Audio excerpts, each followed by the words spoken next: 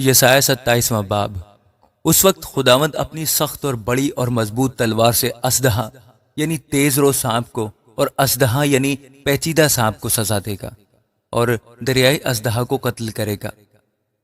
اس وقت تم خوشنما پاکستان کا گیت گانا، میں خداوند اس کی حفاظت کروں گا، میں اسے ہر دم سینچتا رہوں گا، میں دن رات اس کی نگہبانی کروں گا کہ اسے نقصان نہ پہنچے۔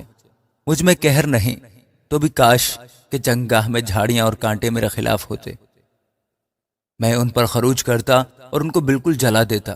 پر اگر کوئی میری توانائی کا دامن پکڑے تو مجھ سے صلح کرے، ہاں وہ مجھ سے صلح کرے۔ اب آئندہ ایام میں یعقوب جڑ پکڑے گا اور اسرائیل پنپے گا اور پھولے گا اور روئے زمین کو میووں سے مالا مال کرے گا۔ کیا اس نے اسے مارا جس طرح اس نے اس کے مارنے والوں کو مارا ہے؟ یا کیا وہ قتل ہوا جس طرح اس کے قاتل قتل ہوئے؟ تو نے عدل کے ساتھ اس کو نکالتے وقت اس سے حجت کی، اس نے مشرقی ہوا کے دن اپنے سخت طوفان سے اس کو نکال دیا۔ اس لیے اس سے یعقوب کے گناہ کا کفارہ ہوگا اور اس کا گناہ دور کرنے کا کل نتیجہ یہی ہے۔ جس وقت وہ مذبح کے سب پتھروں کو ٹوٹے کنکروں کی مانند ٹکڑے ٹکڑے کرے کہ یسیرتیں اور سورج کے بت پھر قائم نہ ہوں، کیونکہ فصیلدار شہر ویران ہے اور وہ بستی اجاڑ اور بیابان کی مانند خالی ہے۔ وہاں بچڑا چرے گا اور وہیں لیٹ رہے گا اور اس کی ڈالیاں بالکل کاٹ کھائے گا۔ جب اس کی شاخیں مرجھا جائیں گی تو توڑی جائیں گی، عورتیں آئیں گی اور ان کو جلائیں گی، کیونکہ لوگ دانش سے خالی ہیں، اس لیے ان کا خالق ان پر رحم نہیں کرے گا اور ان کا بنانے والا ان پر ترس نہیں کھائے گا۔ اور اس وقت یوں ہوگا کہ خداوند دریائے فرات کی گزرگاہ سے رودے مصر تک جھاڑ ڈالے گا اور تم اے بنی اسرائیل ایک ایک کر کے جمع کیے جاؤ گے۔ اور اس وقت یوں ہوگا کہ بڑا نرسنگا پھونکا جائے گا، اور وہ جو اسور کے ملک میں قریب الموت تھے اور وہ جو ملک مصر میں جلا وطن تھے آئیں گے اور یروشلم کے مقدس پہاڑ پر خداوند کی پرستش کریں گے۔ آمین۔ یسایہ 28واں باب۔ افسوس افرایم کے متوالوں کے گھمنڈ کے تاج پر اور اس کی شاندار شوکت کے مرجھائے ہوئے پھول پر، جو ان لوگوں کی شادمان وادی کے سرے پر ہے جو میں کے مغلوب ہیں۔ دیکھو خداوند کے پاس ایک زبردست اور زوراور شخص ہے، جو اس آندھی کی مانند جس کے ساتھ اولے ہوں اور باد سموم کی مانند اور سیلاب شدید کی مانند زمین پر ہاتھ سے پٹک دے گا۔ افرایم کے متوالوں کے گھمنڈ کا تاج پامال کیا جائے گا، اور اس شاندار شوکت کا مرجھایا ہوا پھول جو اس شاداب وادی کے سرے پر ہے پہلے پکے انجیر کی مانند ہوگا، جو گرمی کے ایام سے بیشتر لگے، جس پر کسی کی نگاہ پڑے اور وہ اسے دیکھتے ہی اور ہاتھ میں لیتے ہی نگل جائے۔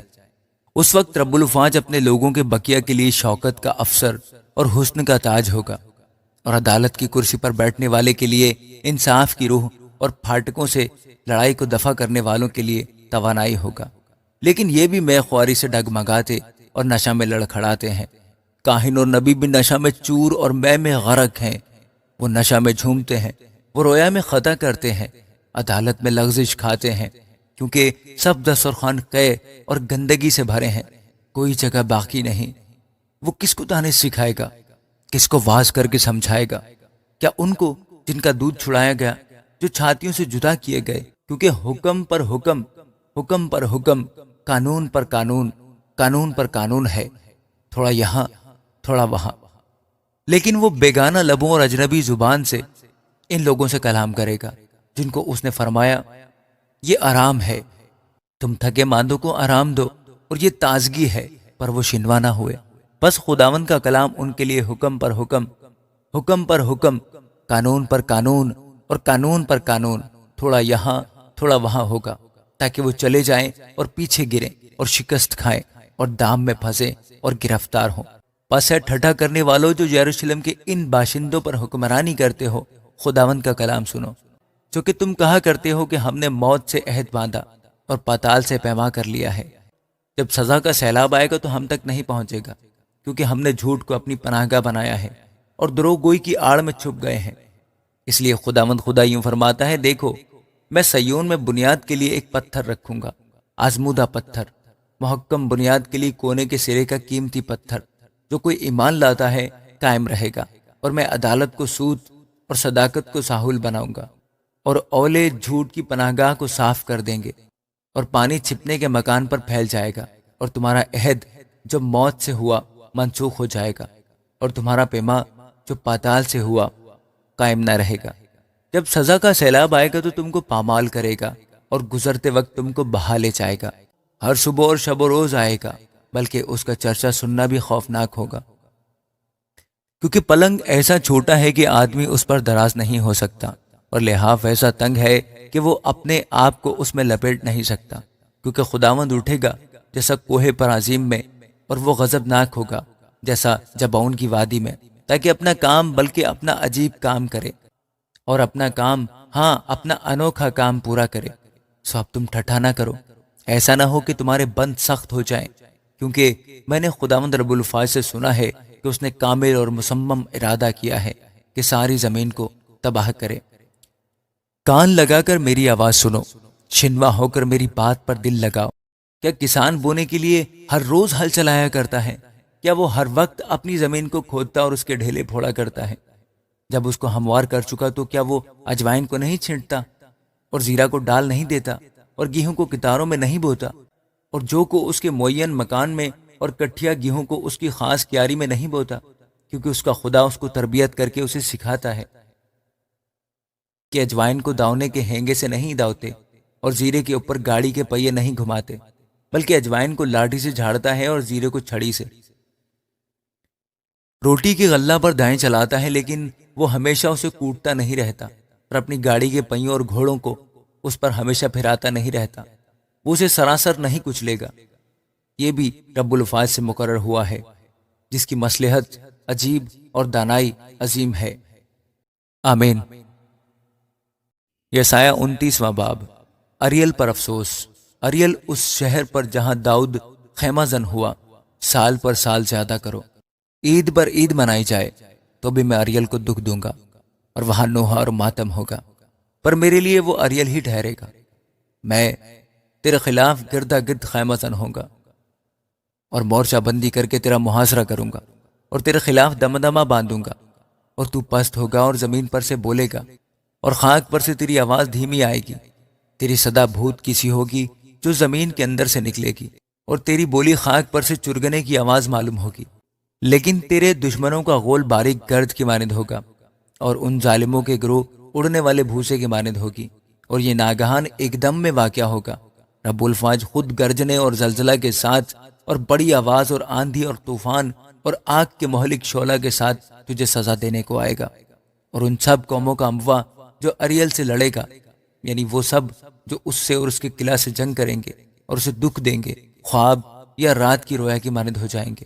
جیسے بھوکا آدمی خواب میں دیکھے کہ کھا رہا ہے پر جاگ اٹھے اور اس کا جی نہ بھرا ہو، یا پیاسا آدمی خواب میں دیکھے کہ پانی پی رہا ہے پر جاگ اٹھے اور پیاس سے بےتاب ہو اور اس کی جان آسودہ نہ ہو، ویسا ہی ان سب قوموں کے اموا کا حال ہوگا جو کوہ سیون سے جنگ کرتی ہیں۔ ٹھہر جاؤ اور تعجب کرو، عیش و عشرت کرو اور اندھے ہو جاؤ۔ وہ مست ہیں پر میں سے نہیں، وہ لڑکھڑاتے ہیں پر نشہ میں نہیں، کیونکہ خداوند نے تم پر گہری نیند کی روح بھیجی ہے، اور تمہاری آنکھوں یعنی نبیوں کو نابینا کر دیا، اور تمہارے سروں یعنی غیب بینوں پر حجاب ڈال دیا، اور ساری رویا تمہارے نزدیک سرب مہر کتاب کے مضمون کی مانند ہوگی، جسے لوگ کسی پڑھے لکھے کو دیں اور کہیں اس کو پڑھ، اور وہ کہے میں پڑھ نہیں سکتا کیونکہ یہ سرب مہر ہے، اور پھر وہ کتاب کسی ناخواندہ کو دیں گے اور کہیں گے اس کو پڑھ، اور وہ کہے میں تو پڑھنا نہیں جانتا۔ بس خداوند فرماتا ہے، چونکہ یہ لوگ زبان سے میری نزدیکی چاہتے ہیں اور ہونٹوں سے میری تعظیم کرتے ہیں، لیکن ان کے دل مجھ سے دور ہیں، کیونکہ میرا خوف جو ان کو ہوا فقط آدمیوں کی تعلیم سننے سے ہوا۔ اس لیے میں ان لوگوں کے ساتھ عجیب سلوک کروں گا جو حیرت انگیز اور تعجب خیز ہوگا، اور ان کے عاقلوں کی عقل زائل ہو جائے گی، اور ان کے داناؤں کی دانائی جاتی رہے گی۔ ان پر افسوس جو اپنی مشورت خداوند سے چھپاتے ہیں، جن کا کاروبار اندھیرے میں ہوتا ہے، اور کہتے ہیں کون ہم کو دیکھتا ہے، کون ہم کو پہچانتا ہے۔ آہ، تم کیسے ٹیڑے ہو! کیا کمہار مٹی کے برابر گنا جائے گا؟ یا مصنوع اپنے سانے سے کہے گا کہ میں تیری صنعت نہیں؟ کیا مخلوق اپنے خالق سے کہے گا کہ تو کچھ نہیں جانتا؟ کیا تھوڑا ہی عرصہ باقی نہیں کہ لبنان شاداب میدان ہو جائے گا اور شاداب میدان جنگل گنا جائے گا، اور اس وقت بہرے کتاب کی مانند سنیں گے اور اندھوں کی آنکھیں تاریکی اور اندھیرے میں سے دیکھیں گی۔ تب مسکین خداوند میں زیادہ خوش ہوں گے اور غریب و محتاج اسرائیل کے قدوس میں شادمان ہوں گے، کیونکہ ظالم فنا ہو جائے گا اور ٹھٹھا کرنے والا نابود ہوگا، اور سب جو بد کرداری کے لیے بیدار رہتے ہیں کاٹ ڈالے جائیں گے۔ یعنی جو آدمی کو اس کے مقدمہ میں مجرم ٹھہراتے اور اس کے لیے جس نے عدالت سے پھاٹک پر مقدمہ فصیل کیا پھندا لگاتے اور راست باز کو بے سبب برگشتہ کرتے ہیں۔ اس لیے خداوند جو ابراہیم کا نجات دینے والا ہے، یعقوب کے خاندان کے حق میں یوں فرماتا ہے کہ یعقوب اب شرمندہ نہ ہوگا اور وہ ہرگز زردرو نہ ہوگا، بلکہ اس کے فرزند اپنے درمیان میری دستکاری دیکھ کر میرے نام کی تقدیس کریں گے۔ ہاں، وہ یعقوب کے قدوس کی تقدیس کریں گے اور اسرائیل کے خدا سے ڈریں گے، اور وہ بھی جو روح میں گمراہ ہیں فہم حاصل کریں گے اور بڑبڑانے والے تعلیم پذیر ہوں گے۔ آمین۔